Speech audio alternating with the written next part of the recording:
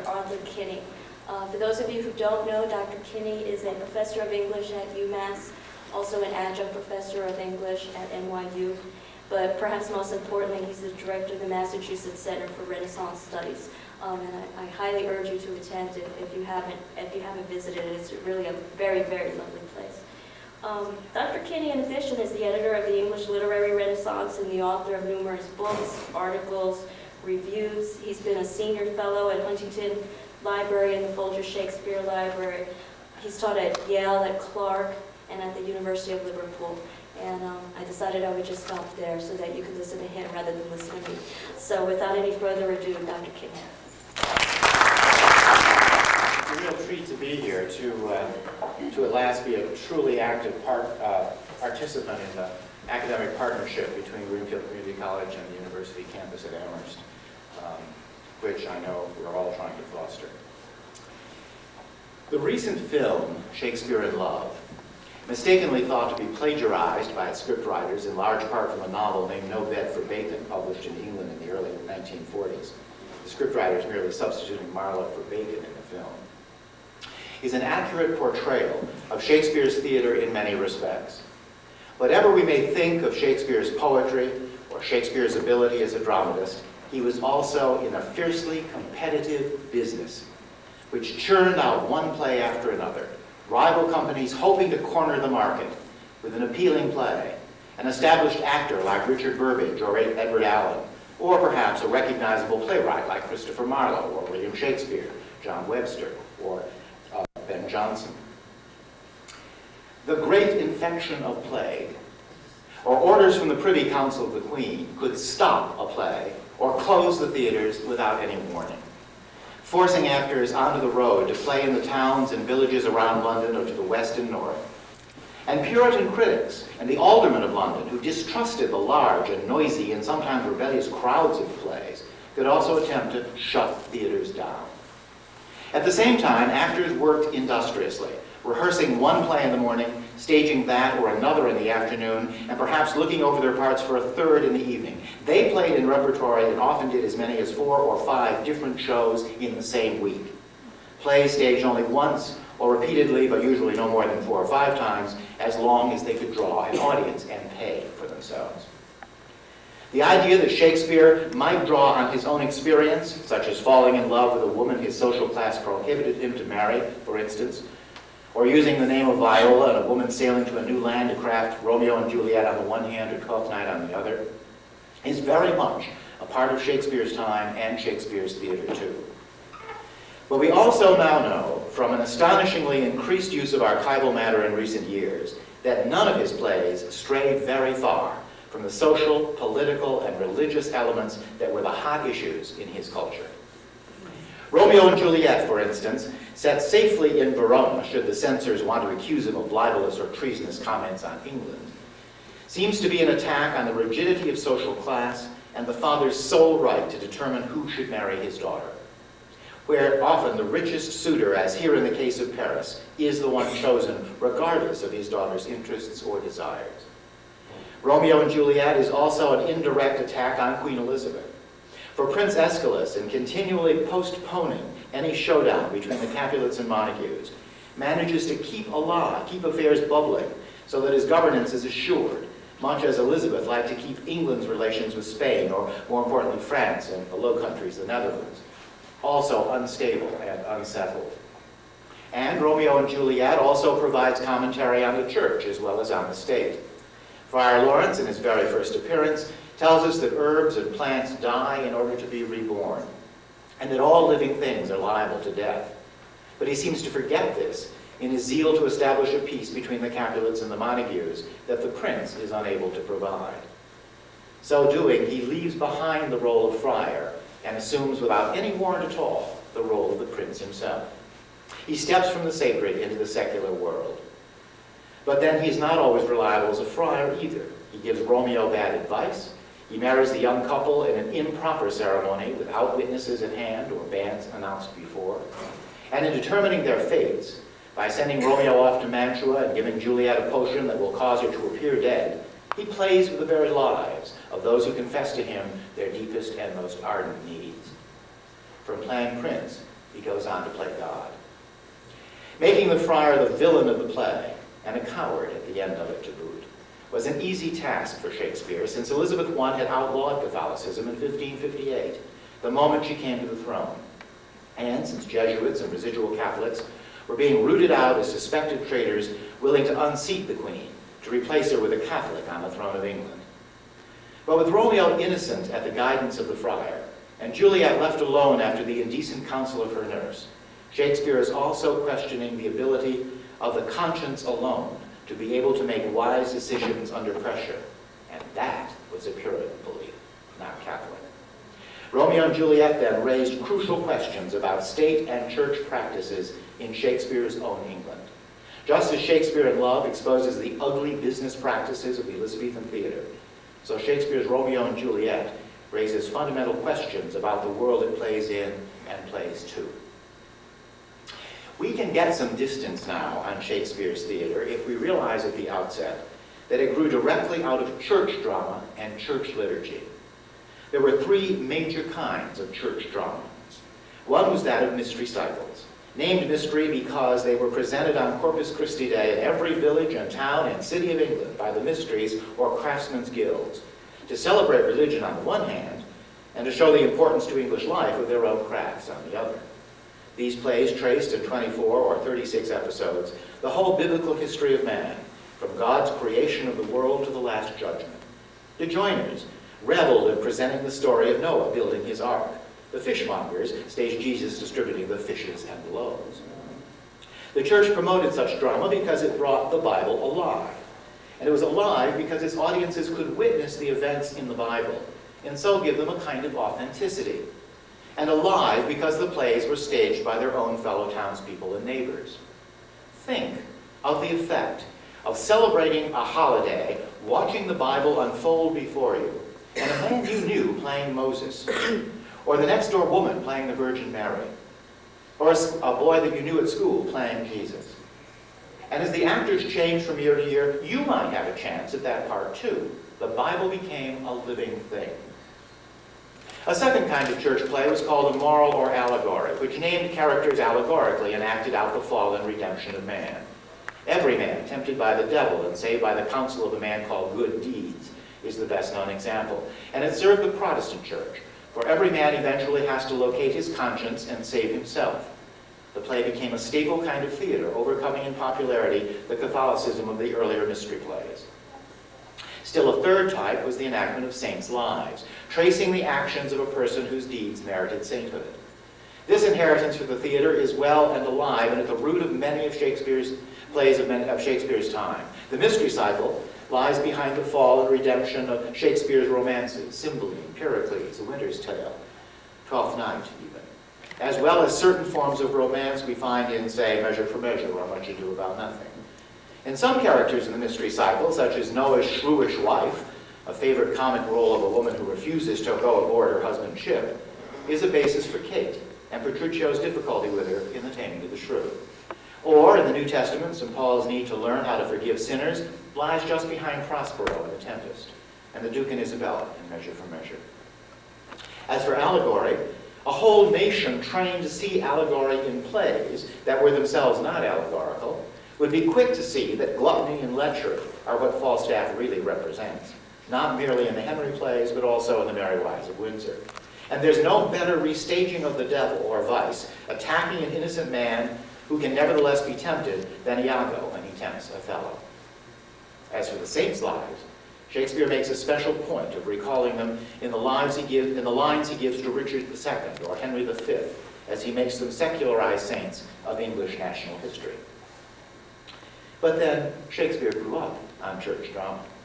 These plays were put on in Stratford and at nearby Coventry when he was a boy, and his very first play, The Comedy of Errors, is itself a miniature mystery cycle, from the fall of man in Aegean at the start to his salvation in the final judgment by an abbess, no less, at the end of the play.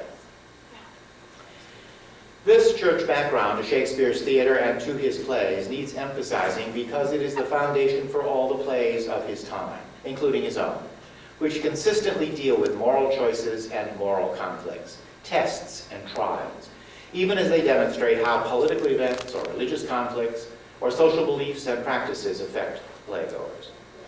The plays insist, that is, on an orderly society and an orderly state. There is never any doubt that when or if things are resolved, order will be assured and peace and prosperity for everybody are at hand.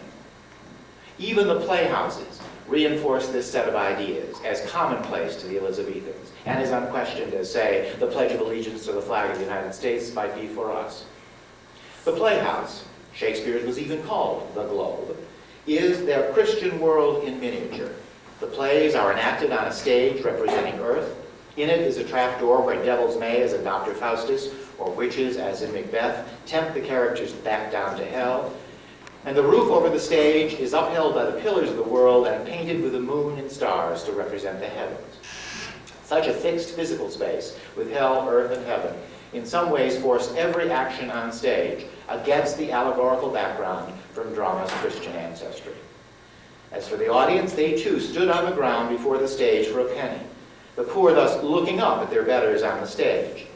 And others in tiered galleries, each higher level costing more, reinforced social rank based on wealth and inheritance. The higher social classes could look down on their inferiors and on the actors. This regulated order on which the Elizabethan society was formulated and which its government and church directed and maintained was made absolutely certain with Elizabeth I, as earlier with her father Henry VIII and even her brother Edward VI, by joining church and state and making them inseparable in a way we would find strange and perhaps even reprehensible. Her government wrote the church's sermons, or homilies, that were required to be read by the preachers in every parish at the church services that everyone in England was required by law to attend. Not to do so was considered not only heresy, but treason, and attend them every Sunday of every year. And at least once every month, one sermon would have to be delivered until every man and woman, boy and girl must have known it by heart. We call it the Homily on Obedience. Its actual title, more fuller than that, more formal than that, is an exhortation concerning good order and obedience to rulers and magistrates. And it begins like this. Imagine yourselves, if you want, in a parish church in England in 1590. And this is what the preacher says. Almighty God hath created and appointed all things in heaven, earth, and waters, in a most excellent and perfect order. In heaven he hath appointed distinct or several orders and states of archangels and angels. In earth he hath assigned and appointed kings, princes, with other governors under them, all in good and necessary order. The water above is kept and raineth down in due time and season. The sun, moon, stars, rainbow, thunder, lightnings, clouds, and all birds of the air do keep their order. The earth, trees, seeds, plants, herbs, corn, grass, and all manner of beasts keep themselves in their order. All the parts of the whole year, as winter, summer, months, nights and days, continue in their order. All kinds of fishes in the sea, rivers and waters, with all fountains, springs, yea, the seas themselves, keep their comely course and order. And man himself also hath all his parts, both within and without, as soul, heart, mind, memory, understanding, reason, speech, and all and singular corporal members of his body in a profitable, necessary, and pleasant order. Every degree of people in their vocation, calling, and office have been appointed to them, their duty and order. Some are in high degree, some in low. Some kings and princes, some inferiors and subjects. Priests and laymen, masters and servants, fathers and children, husbands and wives, rich and poor, and everyone have need of others, so that in all things is to be lauded and praised the goodly order of God, without the which no house, no city, no commonwealth can continue and endure or last. For where there is no right order, there reigneth all abuse, carnal liberty, enormity, sin, and Babylonical confusion. Take away kings, princes, rulers, magistrates, judges, and such estates of God's order. No man shall ride or go by the highway unrobbed. No man shall sleep in his own house or bed unkilled. No man shall keep his wife, children, and possessions in quarters. All things shall be common, and there must needs follow all mischief and utter destruction, both of souls, bodies, goods, and commonwealths. But blessed be God, that we in this realm of England Fear not the horrible calamities, miseries, and wretchedness which all others undoubtedly feel and suffer that lack this godly order. And praised be God that we know the great excellent benefit of God showed towards us in this behalf. God hath sent us his high gift, our most dear sovereign Lady Queen Elizabeth, with godly, wise, and honorable counsel, with other superiors and inferiors in a beautiful order and goodly. Wherefore let us subjects do our bounden duty, giving hearty thanks to God and praying for the preservation of his godly order. Let us all obey, even from the bottom of our hearts, all their godly proceedings, laws, statutes, proclamations, and injunctions, with all other godly orders. Let us consider the scripture of the Holy Ghost, which persuade and command us all obediently to be subject, and chiefly to the Queen's majesty, supreme head over all, and next to her honorable council and to all other noblemen, magistrates, and officers, which by God's goodness be placed and ordered. Almighty God is the only author and provider of this forenamed state and order, as is written of God in the book of the Proverbs. Through me kings do reign, through me counselors make just laws, through me do princes bear rule, and all judges of the earth execute judgment. I am loving to them that love me. Now we may at first find this boring and repetitious, and perhaps even silly. But that would be a mistake. We need instead to figure out why Elizabethan rulers would insist on having it delivered in church, and delivered so often. The clue, I think, is found in Gertrude's words about the player queen. That Queen Elizabeth does protest too much, methinks. Behind this droning catalogue, there is clearly anxiety and maybe even doubt.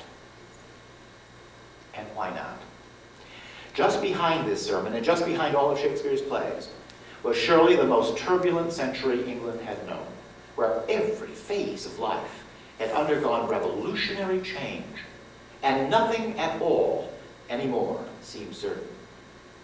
Just listing some of the most momentous changes will suggest what an anxiously unstable time this was, as congested, disordered, and even dangerous as those crowded streets and gangs of homeless and masterless men and boys we see in the film Shakespeare in Love. The cosmos, for instance. In the days of Henry VIII, Elizabeth's father, the world was thought to be Ptolemaic, all the known planets, including the sun, orbiting around the earth, the central creation of God, who had furthermore put England at the center of the earth.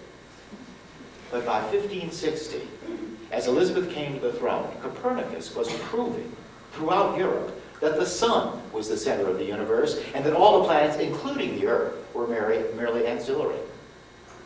Man might not be central at all. Or take the earth itself. Henry VIII thought it had one ocean, and to sail east or west led one to the far east, and to silks and spices. Elizabeth learned better. Under Henry, England was relatively isolated, an island unto itself. But Elizabeth, through the warships for fighting the Spanish Armada, and the voyaging vessels to discover the New World for imperialistic colonization, markets, and trade, including slavery, was building the world's largest known navy, and making England the center of international politics and trade. And that commerce, from merely continuing the agrarian society England had known until Shakespeare's time, where serfs provided subsistence for their lords on manors, and towns and villages were small communities for local marketing and crafts. There was a displacement of crops by sheep, and farmland was enclosed into pasturage. Landlords made more money by selling wool than crops, and by hiring a handful of shepherds to look over every large landholding, rather than worry about caring for a great many farmhands and their families. The farmers, suddenly out of work, drifted off to the towns, and then to the cities, and then to London itself, which grew 400% in the 1500s. But there were not enough jobs for them, and they became homeless, often petty or serious criminals, and thrown into jail. Or, when things got really desperate, forced into the army by the government, or sent on overseas voyages where they were left to colonize abroad, or were lost at sea. The Sea of Fortune had particular residents, as Antonio and Bassanio learned in The Merchant of Venice.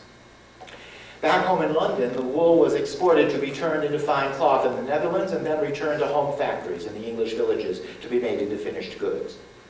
But since you couldn't very well export without some investment of capital, international trade meant money lending, and local subsistence and management was almost overnight transformed into the hazards and risks of international commerce and trade, those seas of fortune again.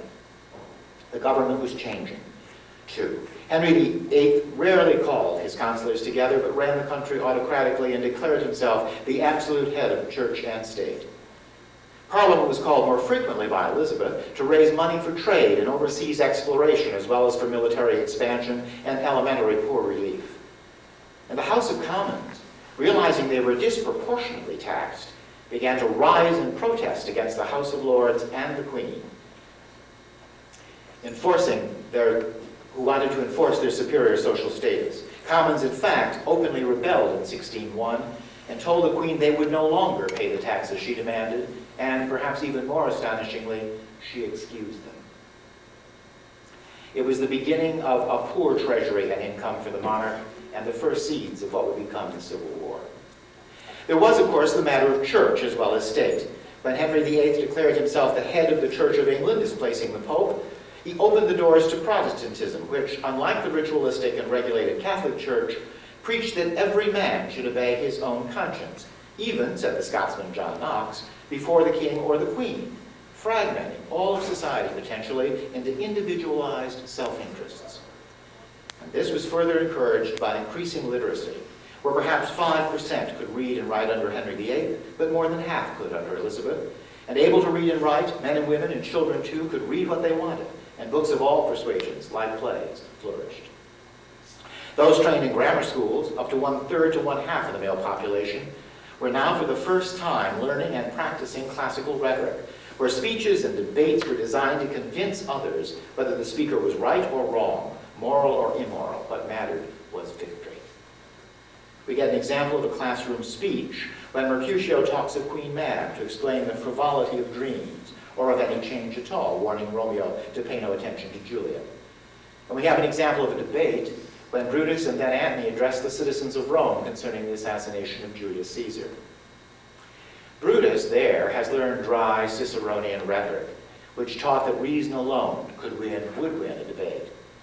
But Antony knows his Aristotelian rhetoric, also taught in all the English grammar schools, such as the one Shakespeare attended in Stratford, which taught that emotion is more important than reason, and that ethos, or the moral description an orator gives to himself, and pathos, or the emotions of the audience that an orator creates and can play to, were much more certain to rouse a mob and create a following. The soliloquies in Shakespeare's plays work the same way. Hamlet may be pondering suicide in his speech that begins To Be or Not to Be, but he is also awakening his audience to the value of life and the possibility or even the desirability of death. With the world, wherever they turn, so terribly uncertain and so terribly unpredictable for the people of Shakespeare's day, why wouldn't a government and a church be forced to insist on regulated order and enforced tradition? Change would disrupt, could destroy.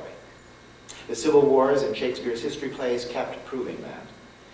Thus, what for us are strict social regulations, what a person could and could not wear, what he could and could not eat, what he could and could not do for work and recreation, was terribly structured and terribly regulated, because the opposite might be terrible freedom, terrible fragmentation and chaos. No one would not be killed in his bed at night. Let me add just one more bit of background before looking at some plays you may know in a little more detail. If the society Shakespeare wrote for was always in danger of fracturing, then drama both reflected and added to that possibility. For all of the literary forms that we know, drama is the most splintered. It is made up necessarily not only of various actions, but of various voices. That is, various perspectives and beliefs and values. Each character in a play may think quite differently from every other character, but he or she will still think he or she is right, most rational, most moral, most worthwhile, most just. Surely Friar Lawrence doesn't think he's wrong, but he disagrees with the perspective of Juliet's nurse, and she doesn't think for a moment she's wrong either when she suggests to Juliet that a girl can easily find fulfillment in any man's clothes. The Capulets and Montagues each know their family is right, although we're never given any grounds at all for their age-old feud. And Prince Aeschylus apparently thinks he can rule things by not resolving them. Plays were immensely popular then because they mirrored the very world they played in, the world called a house called the Globe, and played to a divided audience. My main point then, although paradoxical, is really simple. The drama of Shakespeare and his fellow playwrights grew directly out of a church drama that, by proclaiming a long and unquestioned legacy, attempted to guide behavior and regulate belief. But Shakespeare and his fellow dramatists wrote plays instead that, reflecting the problems of their own world, questioned that very society they inherited. Surely this is true of the play we often think especially lighthearted because it deals so much with fairies, A Midsummer Night's Dream. Yet the woods where Lysander and Hermia escape to make good their love for each other is dark and fraught with danger, as Lysander himself deftly and darkly anticipates. If there was sympathy in choice, war, death, or sickness did lay siege to it, making it momentary as a sound, swift as a shadow, short as any dream, brief as the lightning in the colleague night, that in the spleen unfolds both heaven and earth, and ere a man have power to say, behold, the jaws of darkness do devour it up, so quick bright things come to confusion. This seems prophetic for a play in which an uncontrollable and intractable Puck seems only for his own amusement to have total control over the desires and fates of the men and women of the court. The love juice itself proves especially cruel to Helena. If more mischievous than Aegeus, Hermia's stern and dictatorial father, Puck is no less forgiving, but just as unrelenting in his demands as Aegeus is in his. But then, the play opens with perhaps the cruelest commentary of all from Theseus, the Duke of Athens. Hippolyta, he tells his wife on the eve of the nuptials, I wooed thee with my sword, and won thy love, doing thee injuries. The play opens with the story recalled of Theseus' military conquest of the Amazons in the New World, and his forcing into servitude and exile the woman he would now wed.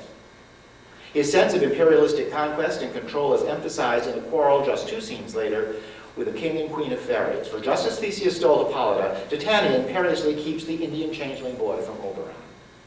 Both couples register nuptials and marriages as matters of absolute control. On a more comic note, Bottom would control all the parts of the play the mechanicals wish to stage. And it is in the forest, the dark woods, where he becomes bestial, transformed to an ass. And Titania practices bestiality herself by caressing him. Indeed, the woods outside Athens, meant to be a place of refuge and courtship, and secure as well to practice a play to stage before the Duke, becomes instead a place of divisions, where courtiers, mechanicals, and fairies alike all break off from one another. It is entirely fitting in such a setting for the mechanicals to play Pyramus and Thisbe, a play about a courtship gone sour, and lovers who die, something itself firmly out of joint with the nuptial ceremony it is meant to mark and celebrate. Transported back to the court, such a play, no longer threatening, becomes, as Hippolyta says, the silliest stuff that ever I heard. But the playlet becomes, in its staging, amidst the divisions of the courtiers, as magical and wonderful, as transformed into something rare and strange, as Bottom was in Bottom's dream. For it teaches Theseus the patience and the generosity no one else has been able to accomplish. Here the lover, the madman, and the poet are of an imagination all compacted, and Theseus himself becomes one of them. The best in this kind are its shadows, he chastises Hippolyta, and the worst are no worse if imagination amend them. It is the amending imagination alone that can guarantee plays like Shakespeare's and unions like Theseus and Hippolyta, Oberon and Titania, even Helen and Demetrius, because the amending imagination is the corrective and curative agency that makes man whole again by making up for his shortcomings and failings. And yet, just as we are to applaud A Midsummer Night's Dream for dissolving all conflict into harmony, the fairies leave the woods and invade the Duke's house, and Puck appears abject and dependent on an audience that may or may not accept him. With the help of the audience, and not the poet merely, things can be righted and order and tradition restored. The imagination is not merely the agent, though.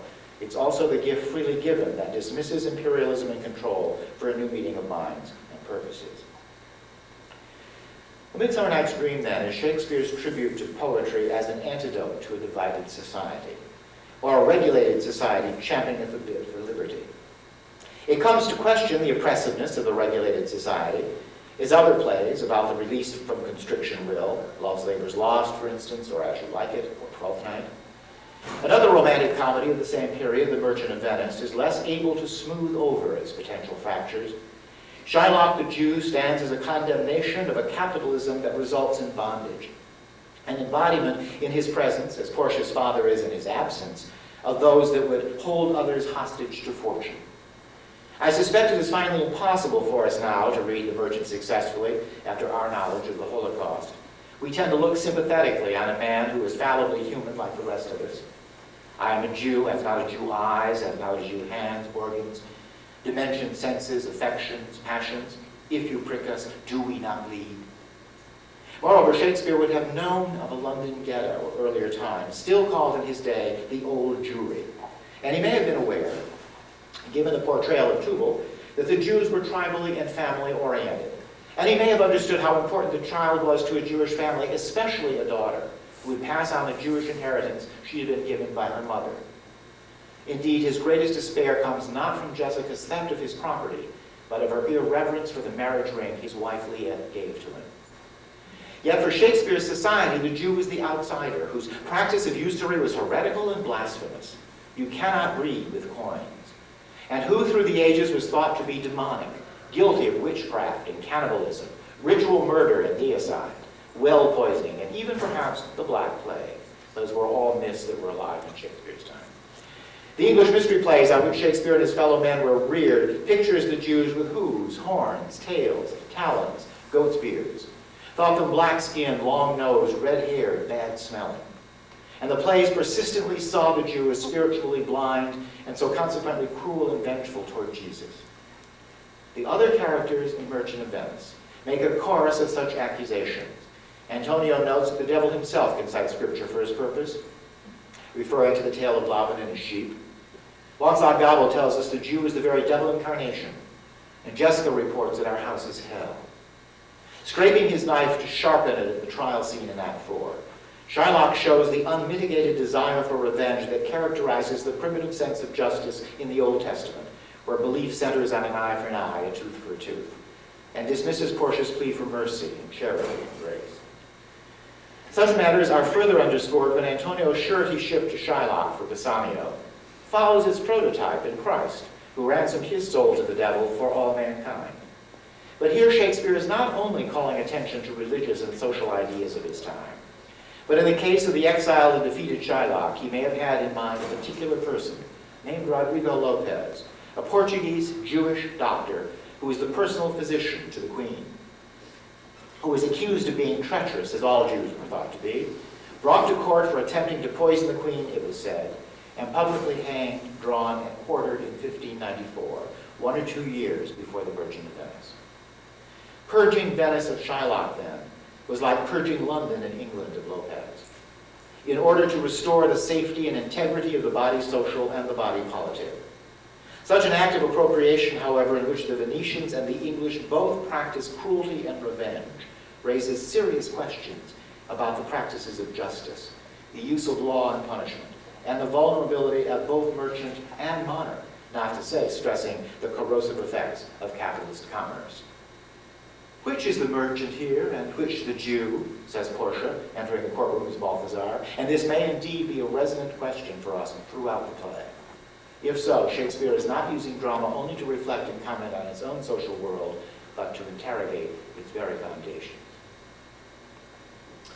To ensure her safety from Spanish invasion from outside and Jesuit infiltration within, Queen Elizabeth set in motion, as the recent film Elizabeth makes plain, one of the greatest spying networks then in existence. In fact, one of my graduate students some years ago, writing on Hamlet, noted that Walsingham had in place by 1596 every technique that our CIA now uses today. He knew, he said, because he had worked for the CIA for 12 years, and he knew what they did. And he was right to say this of Hamlet. For the world of Hamlet, the Kingdom of Denmark is filled with spying, eavesdropping, testing with made-up stories, such as Polonius' story about Ophelia's love driving Hamlet mad, or Hamlet's story about the player king and the player queen, or his later story about being raided by pirates, or his father's story, if it is his father, about his death at his brother's hand. If he was asleep, how did he know? He was killed, he said, when his brother poured poison into his ear. But those very words may poison young Hamlet's ear. If young Hamlet might have cause to distrust the ghost, his father, Polonius seems to have reason to distrust his son Laertes. He too sets abroad a spy, much as Elizabeth through Walsingham would do. Look you, sir, inquire me first what danskers are in Paris.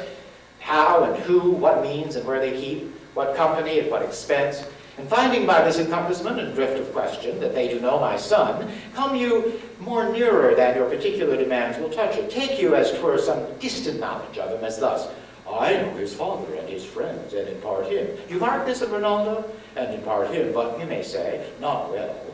But if he be, I mean, he's very wild, addicted to so-and-so, and there put on him what forgeries you please. Marry, none so rank as may dishonoring, take heed of that, but sir, such wanton, wild, unusual slips as our companions noted, and most noted to youth and liberty.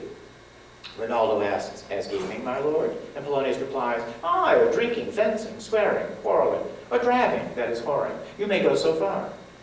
Thus Polonius puts into scripted practice what he has theorized to Rinaldo by indirections, find directions out, eavesdrop, pretend, spy.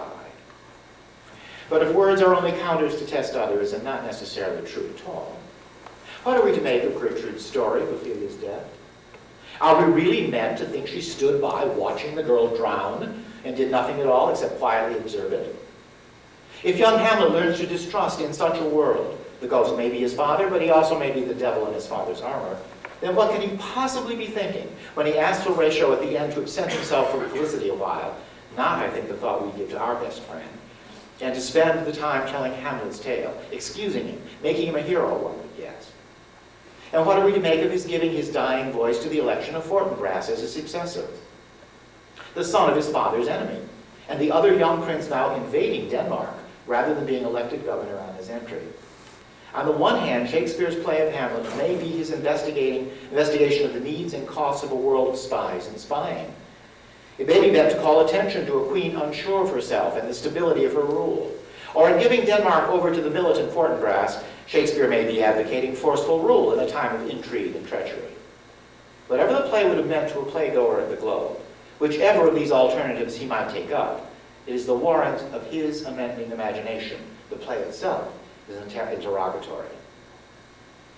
So is the play that follows, the play that seems all Fortinbras and no Hamlet. The play of absolutism and tyranny we call Macbeth. Shakespeare's play Hamlet examines the psychology of those who examine an assassination. The play of Macbeth examines the mind of the assassin, who, as he tells Lady Macbeth, has a spy feed in every house. Has a spy feed in every house. So he does. Ross is such a spy, sent to see if Macduff, Macbeth's archenemy, who refused to attend the coronation, you remember, is rebelling or not. Why else would Lady Macduff's cousin come visit her, tell her she's in great danger, and then leave her wholly endangered? The world of distrust in Macbeth, beginning when King Duncan praises Macbeth but then names his son his heir, continuing Macbeth's murder and Lady Macbeth's killing the grooms, and Macbeth finally turning to the witches for counsel, is really the world of Hamlet all over again. For Macbeth, only tyranny will provide the stability in the warring culture of early Scotland. Only the elimination of Banquo and his line, prophesied to succeed him, and the annihilation of Macduff and his line, identified as his chief enemies, can ensure his regime. It is a pointed fact that Macbeth was perhaps written and surely staged just after England got its first Scottish monarch, James I, succeeding Elizabeth, and that succession, like the succession to Duncan, was openly contested. It is also a fact that Shakespeare's company had not been permitted to stage a play they called The Tragedy of Gowrie in 1604. A fact made diabolical since the Gowrie family was the sole challenge to James's right to rule Scotland, as Banquo's line and Macduff challenged Macbeth's. In many ways, Macbeth's iron rule puts into practice the absolutist theories of monarchy that James himself practiced, while noting elsewhere that a king must play his part on the stage, acting as if he were performing in the interests of the people, while in actuality serving to extend his own power of personal rule. In hindsight, Macbeth seems to have been Shakespeare's most dangerous play, scraping along the bones of his own world outside the playhouse and not just inside it. Perhaps it is a little wonder that such a popular play as Macbeth, and Shakespeare's only Scottish play under his own Scottish king, was never published in quarto nor even pirated. It did not see print until 1623, some 7 years after Shakespeare was safely dead, and then it had for more than 13 years been softened by songs and dances of Hecate and Other Witches added by Thomas Middleton. We can now recover, with our knowledge of Dr. Lopez or his understanding of or our understanding of espionage in Shakespeare's time, a great deal that inspired and informed his plays as he wrote them and saw them enacted on the stage. But we cannot get inside the minds of those playgoers with any certainty. That is because they alone were the agents of their own amending imaginations. And imagination, Shakespeare tells us, can be sheer poetry and it can be sheer lunacy. What we do know is that Shakespeare grew up in a world governed by a regulating society that was the product of a firm alliance of church and state, an alliance that not even many-voice drama could fully expose or transform. Perhaps like any playwright in his time, Shakespeare's plays were inspired by the forces all around him. Formulated by the society which helps to create them, they play that society back to itself. Shakespeare's unstable texts, needing the amending imagination to anchor them, part to reveal an unstable society. The play is the thing, wherein to capture the conscience of the king or the audience. A play could capture, expose, judge. Perhaps it is wisest of us to realize that inevitably in such a world, irretrievably in such a world, no text remains innocent. Thank you.